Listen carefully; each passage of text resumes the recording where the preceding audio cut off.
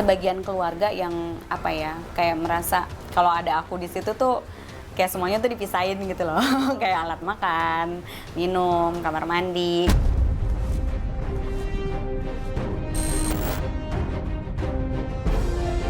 Biasanya sih takut, ya badan berubah drastis, yang dulunya gemuk jadi kurus, sering lemes, tapi ya gitu jadi takut keluar rumah.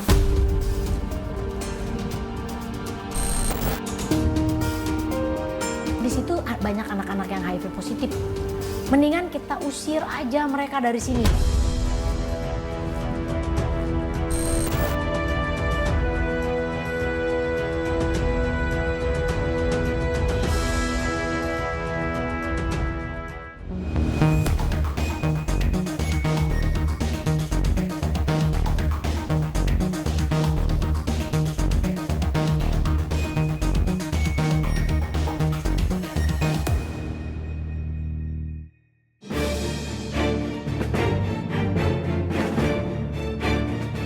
Kasus Human Immunodeficiency Virus atau HIV di Indonesia tahun 2003 meningkat ribuan kasus.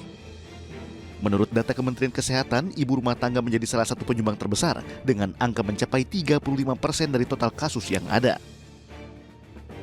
Dalam konferensi pers bertajuk Melindungi Anak dari Penyakit Menular Seksual, juru bicara Kementerian Kesehatan Dr. Muhammad Syahril menyebutkan setiap tahun terdapat penambahan kasus HIV baru pada kelompok ibu rumah tangga sebesar 5.100 orang.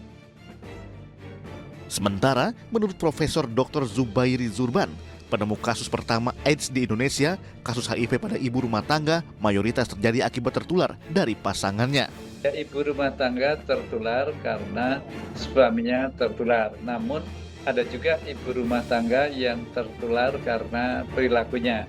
Jadi ada juga ibu rumah tangga yang sebelumnya pernah pakai narkotik, itu bisa tertular, tidak hanya dari suami, bisa juga dari narkotik, bisa juga dengan cara yang lain. Namun sebagian besar, tidak semua, ibu-ibu rumah tangga yang di Indonesia ini tertularnya dari suaminya. Jadi misalnya suaminya pengguna narkotik atau suaminya melakukan hubungan seks dengan banyak orang.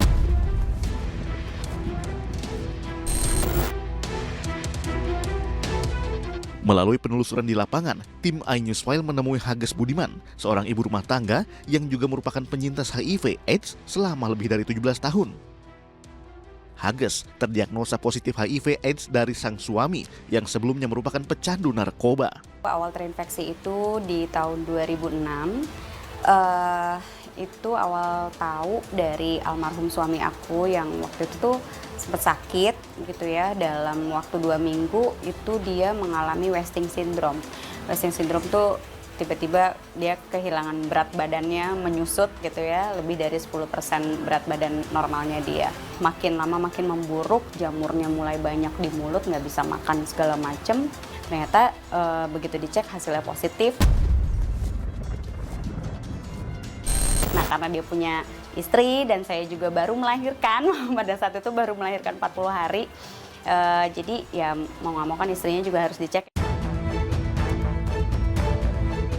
Sempat dinyatakan negatif HIV/AIDS, Hages fokus dengan pengobatan sang suami dan mengurus anaknya yang masih bayi. Namun 3 bulan berselang, saat sang anak yang baru berusia 4 bulan tiba-tiba jatuh sakit, disinilah Hages harus menerima kenyataan bahwa dirinya juga positif HIV. Awalnya hasilnya masih negatif, tapi 3 bulan kemudian anak saya sakit. Dari situ saya mulai curiga, karena kan saya kan melakukan saya memberikan ASI eksklusif ya pada anak saya gitu. Ternyata pas dari kecurigaan saya itu saya cek, ternyata hasilnya saya positif juga.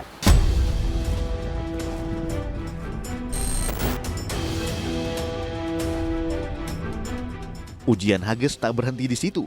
5 bulan setelah dinyatakan positif HIV, kondisi suaminya terus memburuk hingga akhirnya meninggal dunia. Dia ngelihat bagaimana hancurnya aku, bagaimana hancurnya dia juga. Akhirnya dia nggak survive gitu. Dia cuma bisa survive 5 bulan dari dia awal terdiagnosa HIV gitu. Nah itu pastinya nggak gampang sih. Suami aku meninggal gitu kan di usia pernikahan kita yang masih dini, dan aku harus ngejalanin hidup ya berjalan sendirian jadi single parent itu yang paling nggak gampang sih itu sih.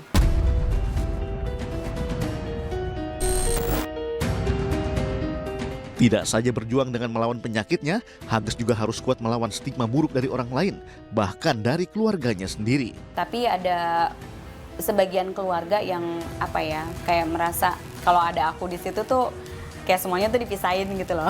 Kayak alat makan, minum, kamar mandi, kayak gitu tuh semuanya tuh dipisahin. Dari layanan kesehatan di luar ya begitu ya. Kalau tadi ya, kalau aku datang dengan full makeup segala macam, wah diliatin dari atas ke bawah. Sampai pernah juga ada yang nanya, "Mbak biasa mangkal di mana? Rate-nya berapa?"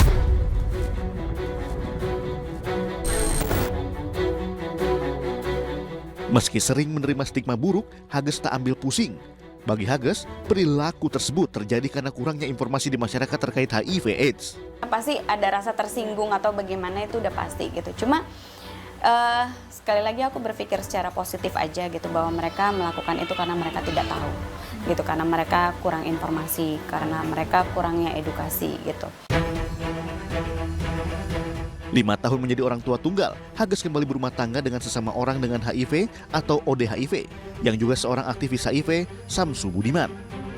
Tahun 2011 bersama dengan sang suami, Hages membangun LSM Kuldesak di Depok, Jawa Barat.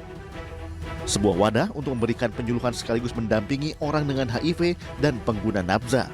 Pas begitu aku menikah sama yang sekarang ini gitu ya, alhamdulillah support dari beliau ya, kita walaupun kita sama-sama seorang ODIF gitu ya, sama-sama ODIF ya, kita ngejalaninnya tuh sama-sama saling support gitu, saling support, saling menguatkan. Jadi kalau ya dia sakit ya aku rawat, aku sakit ya dia rawat gitu. Menjalankan program pencegahan penularan HIV ibu ke anak atau PPIA, dari pernikahannya yang kedua, Hages dan sang suami dikaruniai 2 anak yang terlahir negatif HIV. Untuk proses programnya sendiri, yang pertama aku harus terapi obat ARV minimal 6 bulan. Terus udah gitu yang kedua aku harus dicek viral load-nya, itu yang paling penting ya. Viral load ini jumlah virus aku itu harus undetectable, tidak terdeteksi.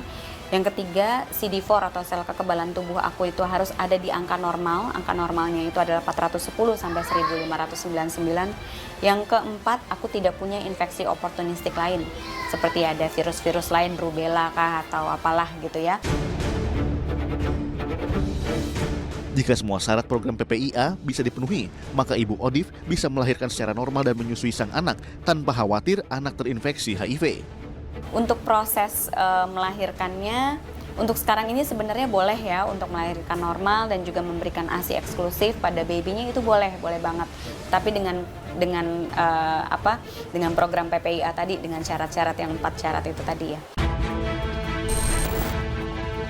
Minimnya informasi bagi ibu rumah tangga yang terdeteksi HIV beresiko tinggi untuk menularkan virus tersebut kepada sang buah hati. Lalu bagaimana anak-anak dengan HIV berjuang melawan penyakitnya sejak usia belia? Selengkapnya hanya di iNewsFile sesaat lagi. Program yang selanjutnya kita periksa anaknya. Anaknya pun positif dalam 1 hari. 3 orang ketahuan terinfeksi HIV gitu. Itu seperti disambar petir.